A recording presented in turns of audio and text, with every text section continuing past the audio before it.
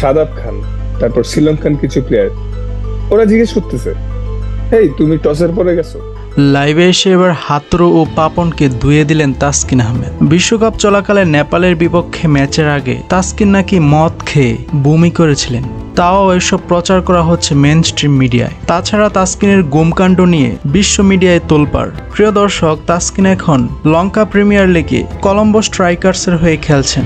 সেখানে তারই সতীর্থ রয়েছেন শাদাব খান ও থিসারা পেরেরা। তাসকিন বলেন, এখানে শাদাব খানও আমাকে বলতেছেন, এই তুমি নাকি গুমের কারণে ভারতের বিপক্ষে ম্যাচে একাদশে থাকতে পারোনি। এমনকি আমার ছেলে স্কুলে গেলেও অন্যান্য বাচ্চারা তাকে এই নিয়ে প্রশ্ন করে। তখন একজন প্লেয়ার হিসেবে মান সম্মান আমার কোথায় গিয়ে দাঁড়ায়? তাসকিন বলেন, আমি তো ম্যাচ শুরু হওয়ার আগেই স্টেডিয়ামে গিয়েছিলাম। আমাকে ভারতের বিপক্ষে একাদশে রাখেনি, এটা তাদের সিদ্ধান্ত।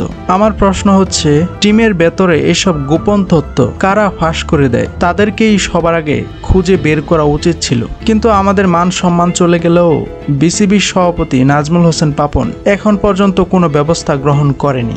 তাসকিনের কথা সত্য হলে ভারতের বিপক্ষে ম্যাচে তাসকিন অ্যাভেলেবল থাকা সত্ত্বেও কেন তাকে একাদশে রাখা হয়নি, তার উত্তর একমাত্র হাতুরু সিংই ভালো জানেন। এছাড়া হাতুরু সিং এর বিরুদ্ধে এত অভিযোগ থাকা সত্ত্বেও গত কয়েকদিন আগের সংবাদ সম্মেলনে পাপন বলেছিলেন, টি-20 বিশ্বকাপে বাংলাদেশের পারফরম্যান্সে তিনি হ্যাপি। তার মানে হাতুরু সিং এর চাকরিটা টিকিয়ে রেখেছেন পাপনই। আর নাজমুল হোসেন পাপন 2012 সালে বিসিবির সভাপতির দায়িত্ব নিয়েছেন।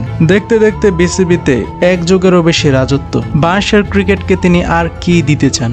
কারণ তিনি তো সবসময় বলেন, মাথায় আপনাদের বুঝতে হবে, সবসময় আমাদের টার্গেট কিন্তু next world cup, not this world cup.